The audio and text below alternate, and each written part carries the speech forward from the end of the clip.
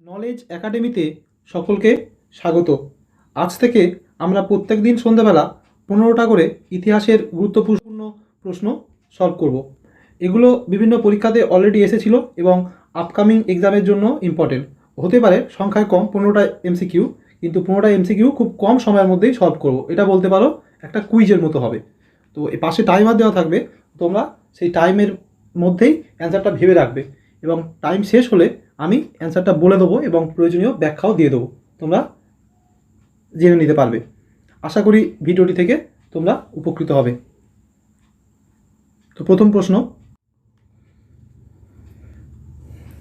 Where was the first Buddhist council organized? Where was the first Buddhist council organized, অর্থাৎ প্রথম Buddhist council কোথায় হয়েছিল?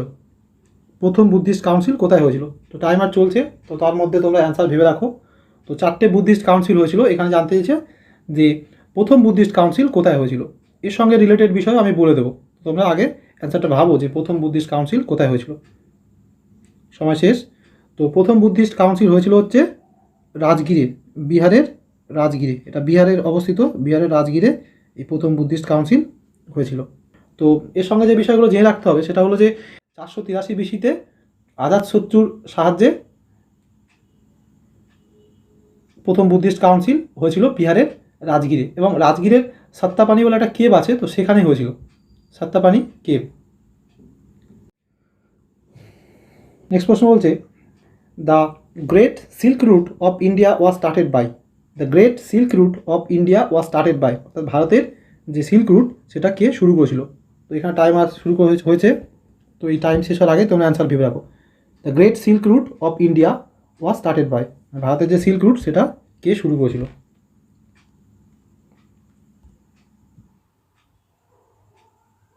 তো answer হবে কনিষ্ক। ভারতের যে সিল্ক রুট সেটা শুরু করেছিল সম্রাট কনিষ্ক। তোমরা মনে রাখবে যে সম্রাট কনিষ্ক ভারতের সিল্ক রুট শুরু করেছিল। তো এর সঙ্গে সঙ্গে যে বিষয়টা জেনে রাখবে সেটা হলো তখন কিন্তু চীন দেশে হান ডায়নাস্টি শাসনকাজ চালাচ্ছিল। চীনে তখন ছিল হান ডায়নাস্টি। দেখো নেক্সট প্রশ্ন বলছে, হু among the following participated in the revolt of 1857? 1857 সালের মহাবিদ্রোহে কে পার্টিসিপেট করেছিল নিচের অপশানগুলোর মধ্যে? এখানে টাইমার চলছে, তোমরা অ্যান্সার ভেবে রাখো। অপশান রয়েছে সাদাত খান, রামপ্রসাদ বিসমিল, ভগৎ সিং, বটুকেশ্বর দত্ত। তো এর মধ্যে তোমরা খুব সহজেই অ্যান্সার দিতে পারবে, তোমরা যদি কার্যকলাপ জানো, বিপ্লবী কার্যকলাপ, তাহলে পারবে। তো সময় শেষ। তো এই যে 1857 সালের যে সিপাহী বিদ্রোহ, তো সেই সিপাহী বিদ্রোহ এই অপশানগুলোর মধ্যে থেকে যিনি পার্টিসিপেট করেছিল তিনি হলো সাদাত খান। ইনি অ্যাকচুয়ালি আওয়াদের রাজা, আওয়াদ যে ছিল সেখানকার রাজা। অ্যাকচুয়ালি সাদাত খান ফার্স্ট বলা হয়, সাদাত খান ফার্স্ট, আরেকজন সাদাত খানও ছিল। নেক্সট প্রশ্ন, the Gupta ruler who had been title as Kaviraj? The Gupta ruler who has been title as Kaviraj, মানে কোন গুপ্ত রাজার টাইটেল কবিরাজ ছিল? সহজ কথায়, কোন গুপ্ত রাজার টাইটেল কবিরাজ ছিল? তোমরা ভাবো কোন গুপ্ত রাজার টাইটেল কবিরাজ ছিল?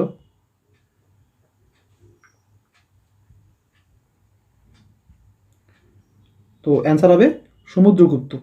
এই সমুদ্রগুপ্তের টাইটেল ছিল কবিরাজ। মনে রাখবো, সমুদ্রগুপ্তের টাইটেল ছিল কবিরাজ। অ্যাকচুয়ালি ইনি, তোমরা জানো যে ইনি গান বাজনা ভালোবাসতেন এবং এনার যে কোর্ট, সেই কোর্টে অনেক লেখকদের রাখতেন তিনি, এই কারণে অ্যাকচুয়ালি এনাকে কবিরাজ উপাধি দেওয়া হয়েছিল। নেক্সট প্রশ্ন, হু ওয়াজ দ্য এডিটর অফ সংবাদ কৌমুদি? সংবাদ কৌমুদি একটা পত্রিকা, তো এই পত্রিকার এডিটর কে ছিল, মানে সম্পাদক কে ছিল? এটা খুবই ইম্পর্টেন্ট, এটা বহু পরীক্ষাতে অলরেডি এসেছে আগে। দুটো পত্রিকা, সংবাদ কৌমুদি আর মিরাতুল আকবর, একই জনের লেখা, মানে একই জনের সম্পাদনায় হয়েছে। মিরাত উল আকবর এবং সংবাদ কৌমুদি সম্পাদক একজনই, সেটা হলো রামমোহন রায়। আমি এই দুটো যে পত্রিকার কথা বলছি, মিরাতুল আকবর এবং সংবাদ কৌমুদি, এই দুটো পত্রিকা হচ্ছে রামমোহন রায়ের পত্রিকা। তো এই যে সংবাদ কৌমুদি, এটা 1821 সালে প্রকাশ করেছিলেন, এবং আরেকটা যেটা রয়েছে মিরাতুল আকবর, এটা তিনি 1822 সালে প্রকাশ করতেন। এবং মনে রাখবে যে মিরাতুল আকবর, এটা থেকে সব যে কোশ্চেনটা আসে সেটা হলো যে মিরাতুল আকবর কোন ভাষায় লেখা? পার্সি ভাষায় লেখা। নেক্সট প্রশ্ন, which of the following magazine had been published by Mahatma Gandhi in South Africa? South আফ্রিকায় মহাত্মা গান্ধী কোন ম্যাগাজিন পাবলিশ করেছিল? তো টাইমার চালু হচ্ছে, তোমরা এই টাইমের মধ্যে অ্যান্সারটা ভেবে রাখো কী হবে। এখানে কিন্তু বলে দিচ্ছে যে সাউথ আফ্রিকাতে কোন ম্যাগাজিন প্রকাশ করেছিল মহাত্মা গান্ধী, মনে রাখবে সাউথ আফ্রিকাতে। খুব ভালো প্রশ্ন এবং বহু পরীক্ষাতে এটা অলরেডি এসেছে। তো মহাত্মা গান্ধী সাউথ আফ্রিকাতে ইন্ডিয়ান ওপিনিয়ন এই পত্রিকাটা চালু করেছিলেন, Indian opinion.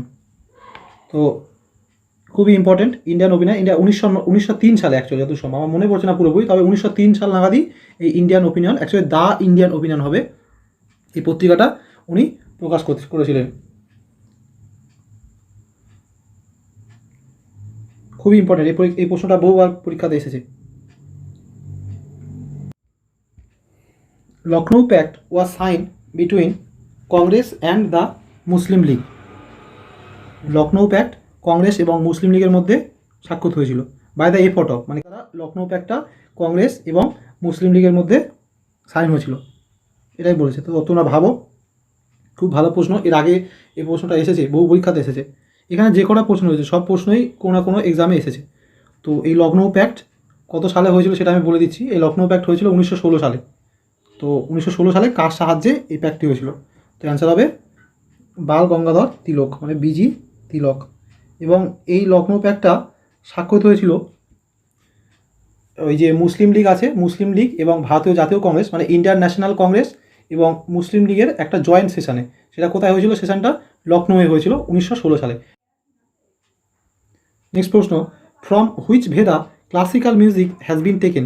From which Veda classical music has been taken, মানে কোন বেদ থেকে, চারটে বেদের মধ্যে কোন বেদ থেকে যে শাস্ত্রীয় সঙ্গীত সেটা নেওয়া হয়েছে? কোন বেদ থেকে শাস্ত্রীয় সঙ্গীত নেওয়া হয়েছে? খুব খুব ইম্পর্টেন্ট প্রশ্ন।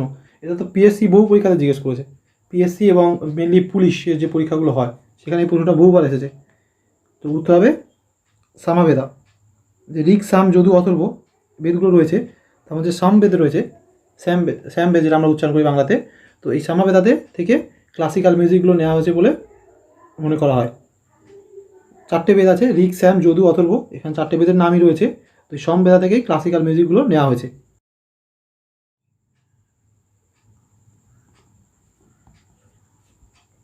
নেক্সট প্রশ্ন, হুজ ডিসিপল ওয়াজ শেখ নিজামুদ্দিন আউলিয়া?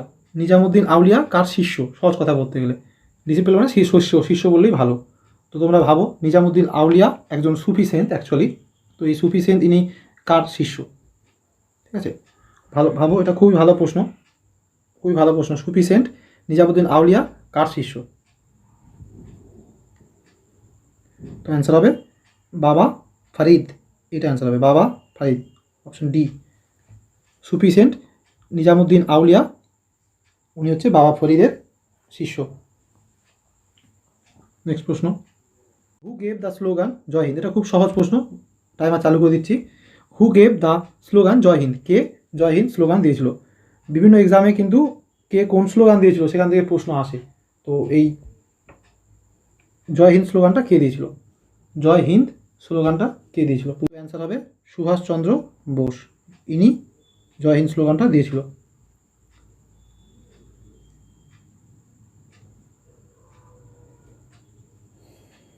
নেক্সট প্রশ্ন, in which language Maratha newspaper was published by Bal Gangadhar তিলক?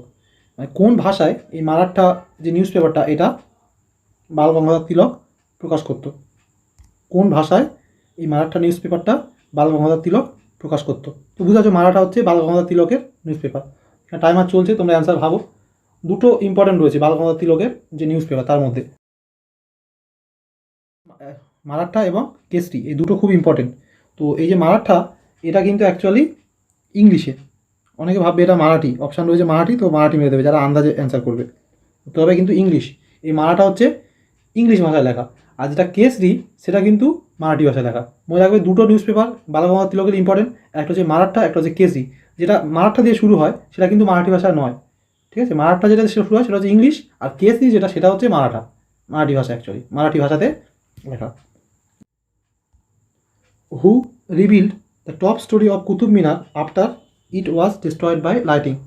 বলতে চাইছে যে কুতুব মিনার তার যে উপরের স্টোরি, যেটা উপরে যে অংশটা, সেটা লাইটিংয়ের মানে বর্জ্যপাতের দ্বারা ভেঙে যাওয়ার ফলে কুতুব মিনারের উপরের অংশটা বর্জ্যপাতের দ্বারা ভেঙে যাওয়ার পরে কে সেটাকে আবার রিপেয়ার করেছিল, সহজ কথা, কে নতুন করে তৈরি করেছিল।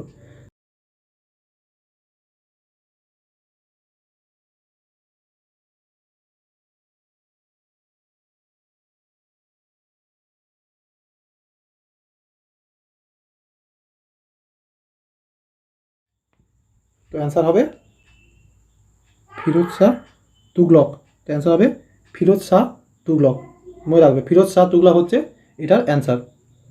তো এই যে কুতুব মিনার, এই কুতুব মিনারটা তৈরি করেছিল হচ্ছে কুতুবুদ্দিন আইবক, দাস বংশের প্রতিষ্ঠাতা কুতুবুদ্দিন আইবক এই কুতুব মিনারটা প্রতিষ্ঠা করেছিল। এরপরে বেশ কয়েকবারই এই কুতুব মিনারের ক্ষতি হয়েছিল বিভিন্ন কারণে, তার মধ্যে একটা এখানে লাইটিং কারণ। তো এই ক্ষতি হওয়ার পরে অন্যান্য যে রুলার ছিল পরবর্তীকালের, তারা কিন্তু রিপেয়ার করেছে। তো লাইটিংয়ের ফলে যে ক্ষতিটা হয়েছিল, সেই ক্ষতিটা কিন্তু রিপেয়ার করেছিল Firoz Shah Tughlaq. Who was the commander of the army of Maharana Pratap? Who was the commander of the army Maharana Pratap in the battle of Haldighati? মানে হলদিঘাটের যুদ্ধে মহারানা প্রতাপের সেনাবাহিনীর কমান্ডার কে ছিলেন? মহারানা প্রতাপের সেনাবাহিনীর কমান্ডার কে ছিলেন কখন? হলদিঘাটের যুদ্ধের সময়। মনে রাখবে, এই হলদিঘাটের যুদ্ধটা কিন্তু 1576 সালে হয়েছিল। 1576 সালে এই হলদিঘাটের যুদ্ধ হয়েছিল।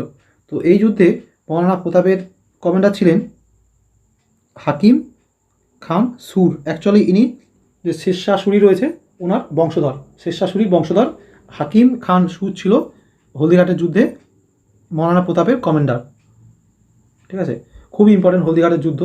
এই যে যুদ্ধটা, এটা হয়েছিল হচ্ছে মহারানা প্রতাপ এবং আকবরের মধ্যে, এবং আকবরের তখন কমান্ডার ছিল হচ্ছে মানসিং।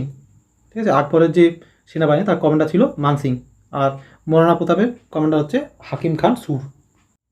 হুইচ নেক্সট প্রশ্ন, which of the following dynasty was ruling over north India at the time of Alexander invasion? মানে যখন আলেকজান্ডার ভারত আক্রমণ করেছিল, তখন উত্তরে কোন বংশ রাজত্ব করছিল? উত্তর ভারতে কোন বংশ রাজত্ব করছিল?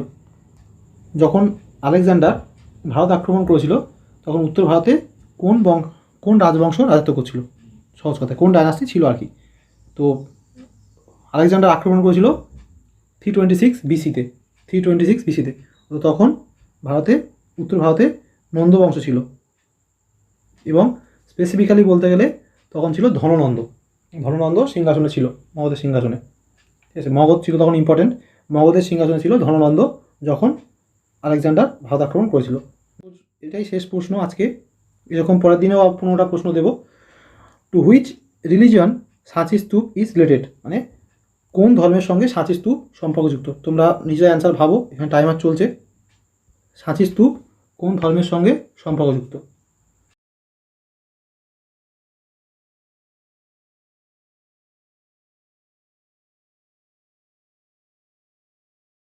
তো অ্যান্সার হবে বুদ্ধ। অ্যাকচুয়ালি সাঁচি স্তূপ বুদ্ধ ধর্মের সঙ্গে সম্পর্কিত। পরীক্ষাতে যেটা পড়ে সাঁচি স্তূপ থেকে, সেটা হলো যে সাঁচি স্তূপ কোন রাজ্যে অবস্থিত? সাঁচি স্তূপ কোন রাজ্যে অবস্থিত? তো অ্যান্সার হবে মধ্যপ্রদেশ। সাঁচি স্তূপ মধ্যপ্রদেশে অবস্থিত, এবং এটা হচ্ছে একটা বুদ্ধিস্ট কমপ্লেক্স। এটা একটা বুদ্ধিস্ট কমপ্লেক্স, খুবই ইম্পর্টেন্ট। এটা মধ্যপ্রদেশে অবস্থিত। আশা করি ভিডিওটা তোমাদের ভালো লাগবে। খুব অল্প সময়ের মধ্যে 15টা প্রশ্ন সলভ করলাম এবং অন্যান্য তথ্য দিলাম। এরকম প্রত্যেক দিন এরকম 15টা করে প্রশ্ন দেবো সন্ধ্যাবেলা, বেশিক্ষণ লাগবে না। আশা করি ভিডিওটা তোমাদের কাজে লাগবে। ধন্যবাদ।